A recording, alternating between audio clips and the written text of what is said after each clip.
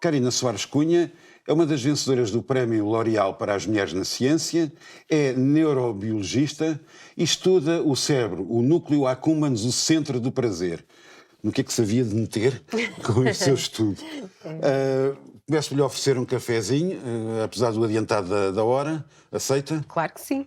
Ora bem, segundo eu percebi, teve a estudar no núcleo accumbens as interações dos neurónios espinhosos médios. Só que a coisa não se passou como estava à espera. Os D1 estava à espera que fizessem uma coisa e os D2, já me vai explicar isto tudo, estava à espera que fizessem outra e afinal não foi nada disso. É verdade, como na ciência muitas vezes acontece, nós somos surpreendidos. E este trabalho começou de algo muito simples, num modelo animal que nós tínhamos alguma disfunção e sabíamos que existia disfunção da atividade dos neurónios do núcleo accumbens que expressavam especificamente o receptor D2 e nós quisemos modular apenas esses neurónios para reverter fenótipos do tipo ansioso, depressivo e de déficit motivacional. Desculpa, o que é modular?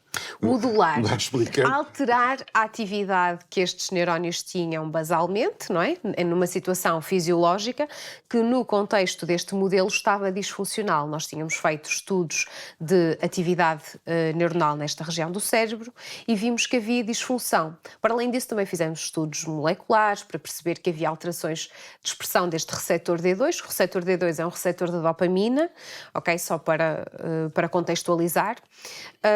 E haviam alterações de expressão ou dos níveis deste receptor no núcleo accumbens neste modelo. E o que nós decidimos fazer foi, de forma a tentarmos alterar o fenótipo disfuncional presente no modelo, nós tentámos reverter ou modular, como eu disse, alterar a atividade dos neurónios que expressavam este receptor em particular durante tarefas comportamentais. Na verdade, nós conseguimos reverter algum da disfunção que estava presente neste modelo, mas também verificámos uma coisa muito interessante nos nossos grupos de controlo, que foi nós, ao ativarmos este grupo de neurónios em particular, os Medium Spiny Neurons ou os MSNs que expressam o receptor D2, nós aumentamos os níveis motivacionais destes animais para obtenção de uma recompensa natural. Neste caso, era comida, era uma solução de sacarose. E isto foi um pouco contra estudos clássicos que se conheciam e que mostravam que a ativação destes neurónios no núcleo accumbens em particular induz fenótipos comportamentais relacionados com aversão, com reforço negativo. Enquanto que, por outro lado, a ativação dos neurónios que expressam o receptor D1, ou seja, os D1-MSNs, resultaria num comportamento de aumento de motivação, recompensa, reforço positivo. Então isto foi uma quebra neste dogma da literatura e é no qual temos vindo a trabalhar cada vez mais porque nós acreditamos que, apesar de termos visto este fenómeno, muito provavelmente este fenómeno em si será muito mais complexo do que aquilo que nós descrevemos inicialmente, como tudo na ciência. Ora bem, segundo eu percebi, no núcleo accumbens é onde eu sinto prazer. Há uns neurónios, que são os D1, que são os que me dão prazer, os que dizem estás a ter prazer com isto. E há os D2 que dizem, epá, isso é horrível. Portanto, há uns que eu gosto, outros que não gosto. Exato. Eles são iguais, são exatamente iguais na sua morfologia ou são diferentes? Aquilo que acabou de descrever agora é aquilo que se acreditava sendo o clássico, sendo a realidade, que era D1 aumentam o prazer, D2 diminuem o prazer. Na verdade, esse dogma já foi quebrado. E aquilo que nós temos vindo a mostrar, nós e outros grupos de investigação, que temos vindo a mostrar é que, na verdade, tanto um grupo primeiro, como é que eles se diferenciam? estes neurónios diferenciam-se através o fator principal, que é a expressão de receptores diferentes de dopamina. Portanto, estes neurónios são capazes de sentir a dopamina de forma diferente, e penso que não vale a pena entrar muito pelas questões moleculares por trás desta sensação diferente, mas de forma muito geral, a ativação dos receptores D1 vai fazer com que estes neurónios tenham um aumento da potencialidade ou da possibilidade de serem ativados, enquanto que a ativação dos receptores D2 de dopamina fará, em princípio, com que estes neurónios sejam mais dificilmente excitáveis, ou seja, que seja mais difícil eles serem ativados. Esta é a principal diferença entre eles, porque depois, em termos de estrutura, em termos de morfologia, eles são muito semelhantes. Em termos funcionais, existem algumas diferenças, naquilo que nós chamamos de diferenças eletrofisiológicas, porque o cérebro funciona muito com pulsos elétricos, portanto, as cargas elétricas reconhecidas por um e por outro, ou inerentes a um e outro, são ligeiramente diferentes. E depois existe ainda outro fator muito importante, e isto sim pode estar muito na base, e estava na base dos estudos clássicos que mostravam esta dicotomia funcional entre estes dois neurónios, que é as áreas do cérebro para onde eles projetam. Porque estes neurónios têm uma particularidade de serem neurónios que projetam para fora do núcleo accumbens, para outras áreas que são as áreas efetoras do cérebro. Ou seja, imagine que sente fome, tem necessidade de ver algum estímulo no ambiente que o lembre, algum estímulo que faz com que queira consumir algo que lhe é extremamente positivo e prazeroso. Então, de alguma forma, o nosso cérebro tem que ser capaz de processar essa informação ambiental, externa, para que consigamos executar uma ação para ir obter aquela recompensa, que na verdade é uma recompensa que nos é algo positivo. E essas áreas efetoras recebem esta informação do núcleo accumbens de duas formas. Ou por via direta, e esta via direta é exclusivamente composta por projeções de neurónios do tipo D1, que projetam para áreas como a área tegmental ventral, que é uma área fundamental para respostas efetivas a uma recompensa, para consumo, para obtenção, para busca. Mas estas áreas efetoras podem ser também controladas por via indireta, ou seja, e que são constituídas maioritariamente pelos neurónios D2, apesar de que também há uma proporção dos neurónios D1 que compõem esta via indireta. O que é que isto quer dizer? Esta via indireta significa que vai existir algum intermediário, e existem regiões do cérebro intermediárias, que recebem projeções dos neurónios D2 e que depois elas sim projetam para a área tegmental ventral. Portanto, é um circuito muito complexo e há necessidade que assim o seja, não é? Porque nós temos de estar preparados para responder de formas muito diferentes, a estímulos muito diferentes, e temos que ter algum equilíbrio no circuito para que não seja só vai ou não vais. Tem que haver ali algum controlo, não é, de nós próprios para conseguirmos ter uma resposta que seja o mais favorável possível para a nossa sobrevivência, para o nosso bem-estar. Estamos aqui a falar do prazer e eu vou fazer uma pergunta, vamos descer aqui à terra e ser muito prosaicos. A Karina é uma pessoa do Norte. Gosta de caracóis? Eu nunca provei caracóis, porque... Mas eu adoro. Porque é que eu sinto prazer com faz... caracóis e a Karina não, se os nossos cérebros são iguais? Exato. É assim, o contacto que eu tenho com caracóis é com um animal vivo. Portanto, eu nasci no Norte, como disse. No Norte, porque no Norte não há tradição de comer caracóis. Não há, é verdade. Mas a questão é, porquê é que eu sinto prazer e a Karina não? Eu posso lhe explicar. Os meus primeiros contactos, as minhas primeiras associações ao caracol é o animal vivo, é vê-lo no seu meio ambiente.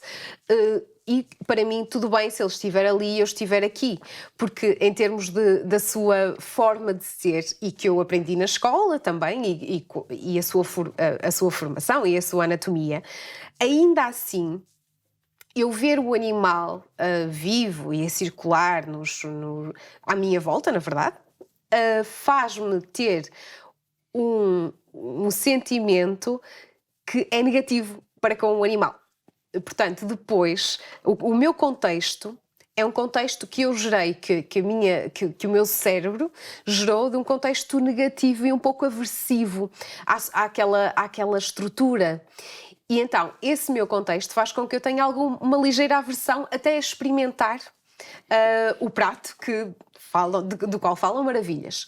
Muito provavelmente o seu contexto poderá ter sido completamente diferente do meu. Ou a sua percepção inicial, mesmo só sobre o animal vivo, ou até pode não ter tido grande percepção inicial sobre o animal vivo, mas sim sobre o prato, aquilo que lhe é mostrado, que não é necessariamente a mesma imagem que eu tenho do animal Isso na quer natureza. dizer que o D1 e o D2 são informados por outras coisas que Sim. estão cá dentro, porque isto, na verdade passa-se tudo dentro. Agora vamos voltar ao cérebro. Passa-se São tudo informados por qualquer coisa que está cá dentro, que é cultural Sim. e de experiência individual, foram arquivados de determinada maneira e que eles procedem assim ao assado em função dessa informação que eu tenho, mas que não é aqui, é noutro sítio qualquer. Portanto, eles vão buscá-la, a Exatamente. Karina vai buscar isto à gaveta do que nojo, eu vou buscar Exato. isto à gaveta do que bom. E é essa gaveta que diz ao núcleo accumbens: ó D1, avancem lá porque ele gosta disto. E assim diz ao D2, mas já vi que não é bem assim, mas pronto. Exato. Avancem lá porque ela não gosta nada disto. Exatamente. Mas isto é uma rede muito complexa que tem... Há uma parte que é do cérebro, certo? É perfeitamente mecânica, digamos assim, e já vamos falar da ideia de mecânico. Há uma parte que é absolutamente biológica, que tem a ver com reações químicas e elétricas entre células. Sim. Mas há outra que informa isso e que dá forma a isso. Certo. Ao carro e ao condutor. Exato. Aquilo que acontece, e de uma forma muito simples, o núcleo accumbens é capaz de... ele gera associações. Basicamente, ele reconhece associações entre uma pista e uma recompensa, ou uma pista e algo que é aversivo, negativo, tanto para o bem-estar como para a saúde, como seja dor. O que acontece, e o nosso cérebro é muito plástico, e desde o momento em que nós nascemos até o momento em que nós morremos, existe plasticidade a acontecer no nosso cérebro. O que é que isto quer dizer, na verdade? O que isto quer dizer é que, e que eu penso que é quase conhecimento geral, nós praticamente desde o momento em que nascemos no momento em que nascemos, temos quase o mesmo número de neurónios durante toda a nossa vida. Portanto, os neurónios, sim, ou a partir dos 3 anos até aos 3 anos de idade. A partir daí existem aquilo que nós chamamos de nichos muito específicos neurogénicos, ou seja, a gênese de novos neurónios, nascimento de novos neurónios, mas numa proporção muito, muito, muito insignificante, que pode ser importante em alguns contextos, mas que na grande maioria, os neurónios que nós temos, que são gerados até no início da nossa infância, são não aqueles com que nós morremos, porque se houver degeneração pode haver morte, mas pelo menos com que nós vivemos a nossa vida adulta. Mas o que é que acontece? O que acontece nestas fases, nas fases iniciais de vida, e por isso é que há a formação da personalidade, é que, de acordo com aquilo a que nós estamos expostos, os estímulos à nossa volta, o primeiro contacto com cada um dos estímulos que está à nossa volta, faz com que estes neurónios gerem ramificações e arborização, ou seja, gerem aquilo que nós chamamos de dendritos, são braços que permitem comunicar uns com os outros e que criam estas vias de sinalização e estes circuitos, ou seja, comunicação entre vários neurónios, que fazem com que nós sejamos o que nós somos. E por isso é que cada pessoa é diferente, porque todos nós estamos expostos a estímulos diferentes, a educações diferentes, Mas todos temos os mesmos neurónios cá dentro. Todos temos os mesmos Ou neurónios, seja, os cérebros mas não... são todos fisicamente iguais, certo?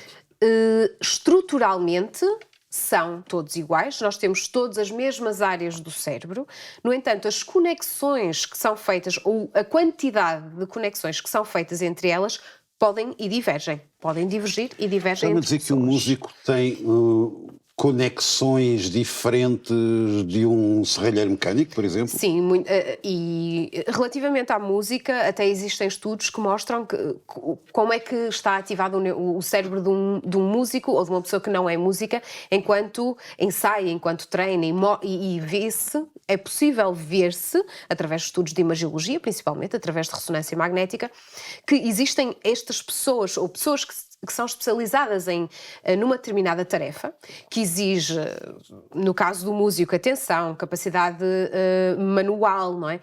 Que é diferente, provavelmente, de qual é que foi o segundo exemplo que deu? O serralheiro mecânico. O serralheiro mecânico. Que é uma coisa muito específica que tem outro também. tipo de ação. É uma ação motora, mas é uma ação muito diferente. E intelectual também. E intelectualmente diferente também. E sabe-se que o cérebro destas pessoas, destas duas pessoas, a executar estas tarefas, vai ter grupos de neurónios diferentes, porque são dois processos, são eventos que são processados por áreas diferentes do cérebro, e não só. Se nós pusermos um serralheiro metalúrgico a tocar piano, inicialmente, também não vai ter as mesmas áreas ativadas que já tem um músico experiente. Porquê? Porque o músico tem processos de memória, de memorização, que são codificados no cérebro de uma forma diferente dos processos de aprendizagem, e muitas vezes até estão envolvidas regiões do cérebro diferentes. A consolidação os processos de aprendizagem e os processos da consolidação de memória acontecem em regiões do cérebro ligeiramente diferentes. Elas comunicam entre elas para haver transferência, não é? Da aprendizagem para a consolidação, mas não são exatamente as mesmas regiões. Então deixa-me pôr a questão de outra maneira. E se o músico pegar, tentar soldar uma chapa, sai uma porcaria, uma bodega completa, porque eu, quando disse serralheiro mecânico, estava a pôr a par do músico, não estava aqui a criar uma diferenciação. Claro. Eu aprendo a ser serralheiro mecânico, ou músico, ou a partir de uma configuração igual do cérebro, ou eu torno-me serralheiro mecânico porque já tenho uma propensão na minha configuração do cérebro para ser aquilo. Bem, isto depois já são questões de como é que... Não sei se estou a fazer muito à sua área. Um pouco, mas isto até é um pouco de senso comum, não é? Será, ou aquilo que todos nós nos questionamos, que é, será que todos nós nascemos iguais? E se fôssemos expostos aos mesmos estímulos, por exemplo, em Portugal não se põe muito isso, mas um estudante que está numa escola pública, que tem um limite, não é, que o ensino público nos dá, e um estudante que está numa escola privada, tem acesso a todos os extras, isso aqui é mais as propensões para habilidades. Exato, não é? Mas será que isto faria com que, se duas pessoas expostas exatamente aos mesmos estímulos, conseguiriam desenvolver-se no mesmo sentido, ou ainda assim há algo que faria com que eles divergissem? Muito provavelmente eles divergiriam. Porquê? Porque mesmo que fossem expostos numa escola exatamente o mesmo contexto, as mesmas aulas, as mesmas horas de esforço, depois existem outros contextos. E os outros contextos, contexto familiar, a exposição a eventos negativos durante a vida, durante a infância, que fazem com que possa haver divergência. Para além disso, eu acredito que também, inerentemente, muito possivelmente, nós temos algumas ligeiras diferenças que depois se podem ir... Isso é que me interessa, é que é a sua parte, se que é a podem parte ir lá dentro, vinculando ao longo da vida. Cá dentro, se o meu cérebro não nasceu diferente do seu, porque eu fui para a filosofia... Se tivermos uma patologia, são questões diferentes. Não estou a falar... Se tivermos uma patologia de neurodesenvolvimento, vai haver... ter muito jeito para as inclinações. A Karina tem imenso jeito para a biologia. Exato. Eu não tenho nenhum para a matemática, por exemplo. É como eu. Mas isto é uma conformação que nasce comigo, e então os cérebros são...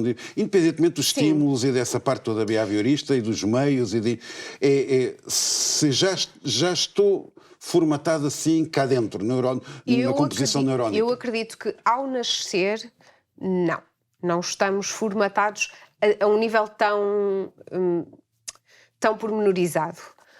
Eu acredito sim que depois aquilo a que nós estamos expostos vai influenciar muito também os nossos interesses, vai influenciar aquilo a que nós dizemos que somos melhores, porque na verdade acaba por ser um interesse.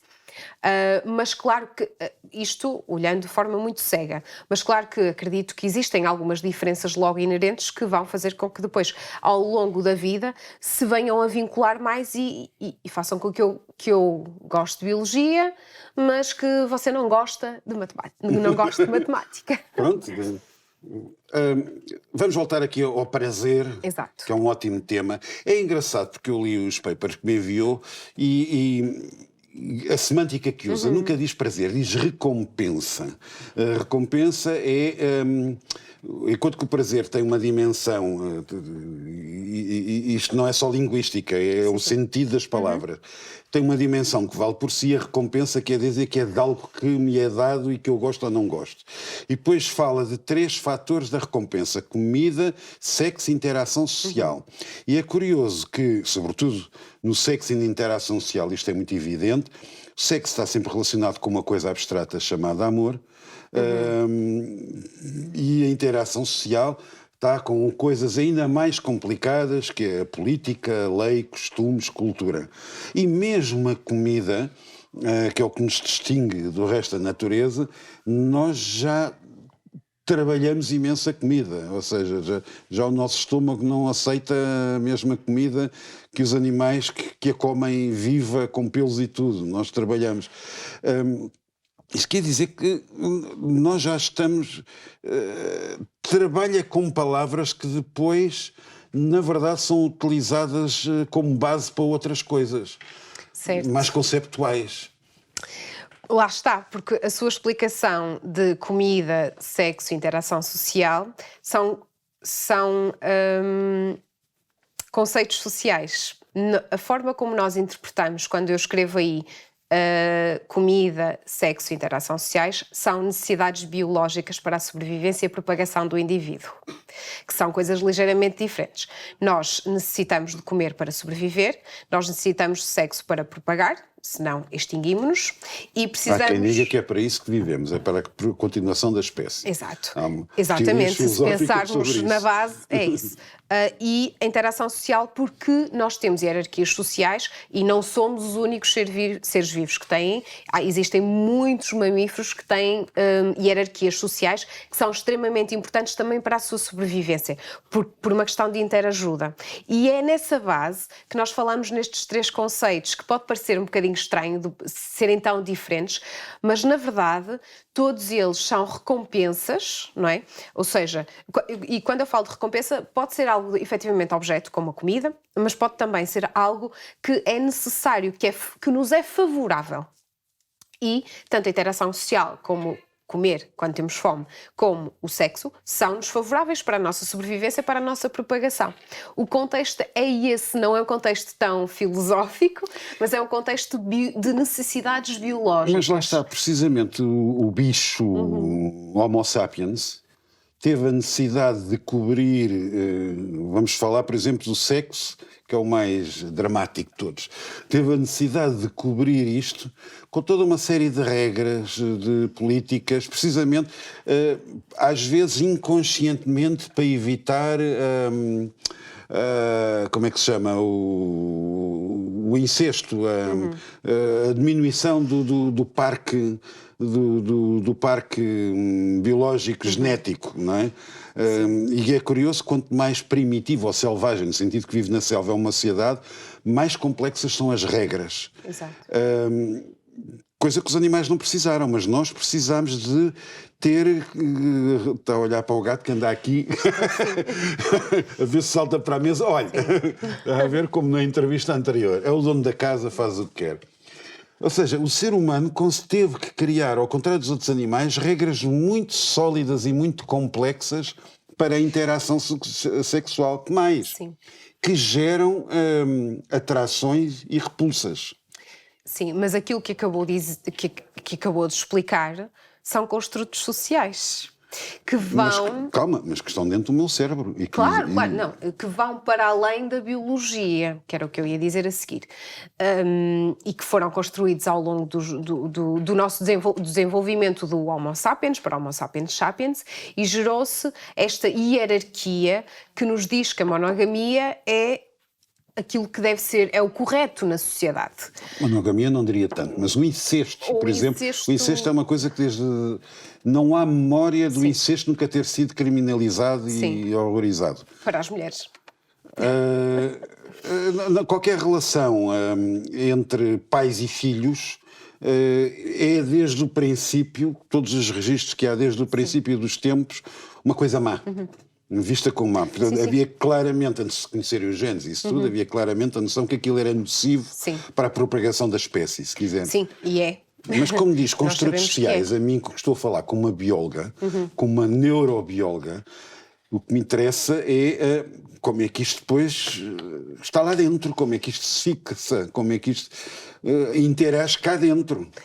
É assim, como é que se fixa e como é que interage lá dentro é simples, é o contexto social, lá está, é aquilo com que eu comecei, é a exposição a que nós estamos todos os dias. Se me ensinarem que desde bebê que algo é incorreto, que não é aceitável socialmente, o meu cérebro vai assimilar que aquilo não é correto e que não é aceitável socialmente. Mas em termos neurológicos assimila como? Através de formação de processos sinápticos, de comunicação entre vários neurónios, que é estabelecida desde o momento em que nós nascemos e que forma memórias, que na verdade são memórias, não é? Informa-se, que nos permite incorporar informação que ao longo da vida nos faz recordar, sempre que se pusesse alguma situação destas eventualmente em causa, nós conseguimos recordar imediatamente que é algo que não é correto, porque assim nos foi ensinado.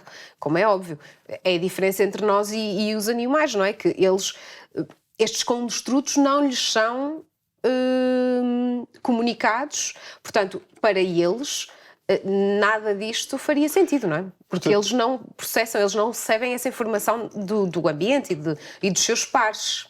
A sensação de prazer, desprazer, que é essencial à minha sobrevivência como bicho, eu estou a tentar, a minha tentativa aqui é ver de que maneira é que estes construtos sociais, estas coisas que são flutuantes em termos científicos, depois se realizam quimicamente, organicamente. Quer dizer que a sensação de prazer, desprazer, só existe informada por qualquer coisa que a ratifica ou a nega. Ou seja, aquela coisa, isso é mau. Mas essa informação vem lá e diz ao D1 ou ao D2... não, aquilo é mau. Obrigadinho. Pronto, então vou dizer agora ao palato e à outra parte do cérebro, olha, isto é mau, não gosto, foge.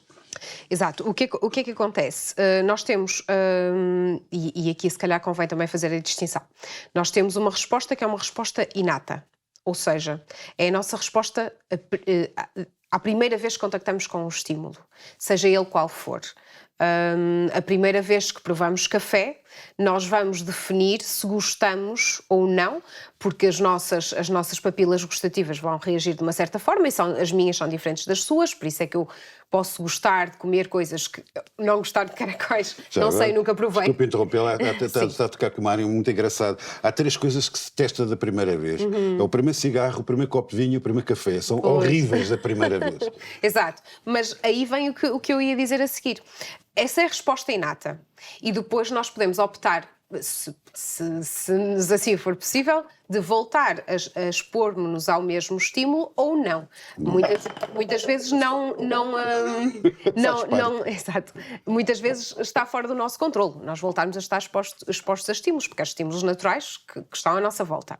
Mas depois também existe a resposta adquirida, ou aprendida, que é adquirida, lá está, através de exposição continuada, ou que pode acontecer várias vezes ao longo da nossa vida e que faz com que ou mantenhamos... E, na verdade, o que acontece é que os nossos neurónios, à primeira exposição, eles já têm um tipo de atividade, que pode progredir e alterar com a aprendizagem, basicamente com a exposição, a atividade destes neurónios, tanto os D1 como D2, e aí é algo em que nós ainda estamos a estudar, e o que nós estamos a tentar perceber de facto é isto, será que estes neurónios D1 e os neurónios D2 têm o mesmo tipo de resposta quando nós estamos expostos pela primeira vez a um estímulo positivo, como comida, ou um estímulo aversivo, como, sei lá, algo que nos é doloroso, da primeira vez em comparação com, sei lá, a 10ª vez, depois de termos aprendido a fazer associações entre as pistas ambientais e aquele evento, ou será que a atividade deles permanece estática ao longo do tempo? O que nós acreditamos é que não. A atividade vai alterar porque faz parte e é necessária para a aquisição das associações que nós temos que fazer, da aprendizagem que temos que fazer. No entanto, na verdade,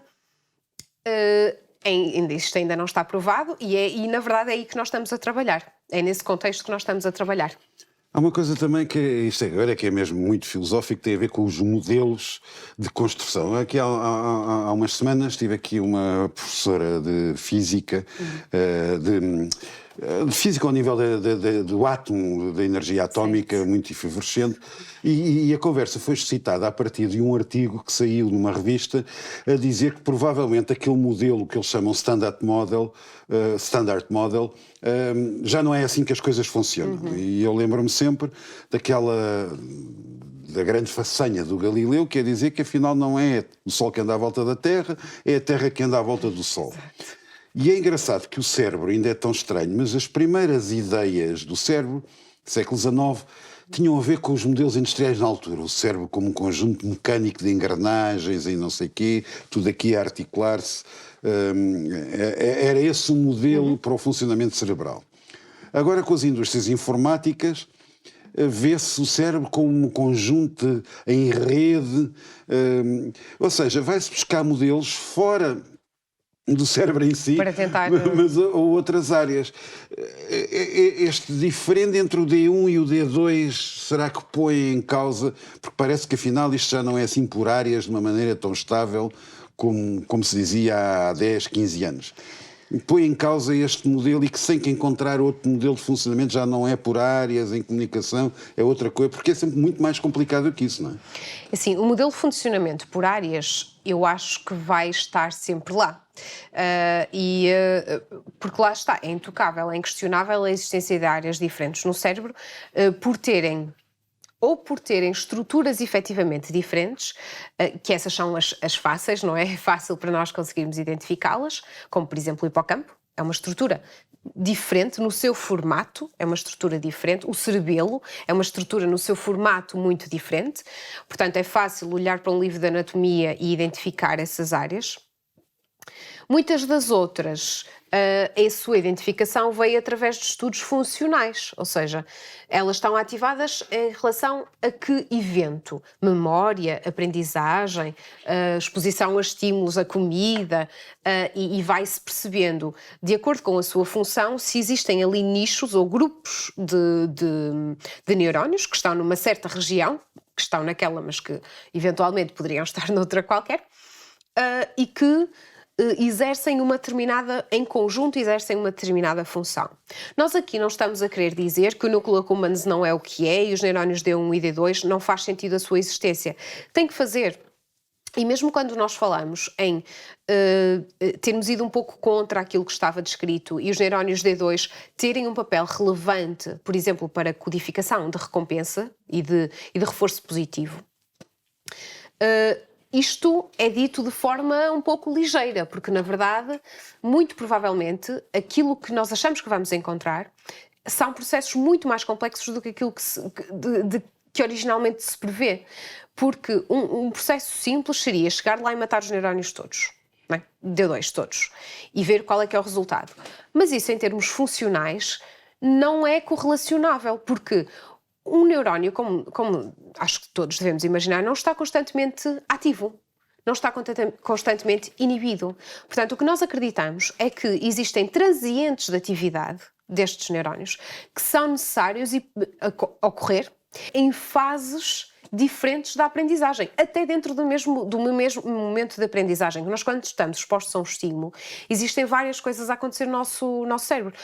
Pode ser um estímulo visual, portanto, nós temos que processar todas as características visuais associadas àquele estímulo, e esse estímulo depois vai estar associado a uma determinada recompensa que pode ser de natureza também muito diferente. Portanto, estas associações, não é só um momento, é um contínuo, não é? Mas que, na verdade, nós achamos que no cérebro pode estar, de facto, fragmentado e estes neurónios poderem, por exemplo, ser necessários para um momento específico, por exemplo, a interpretação da recompensa ou a observação da recompensa, poderá ser necessário, e foi aquilo que nós mostramos, que a atividade dos neurónios D2, um aumento da sua atividade é necessária quando nós estamos expostos a pistas que predizem a presença ou a existência de uma determinada recompensa, mas depois a sua necessidade já não parecem ser tão necessários no momento de execução de uma determinada tarefa para obter aquela mesma recompensa.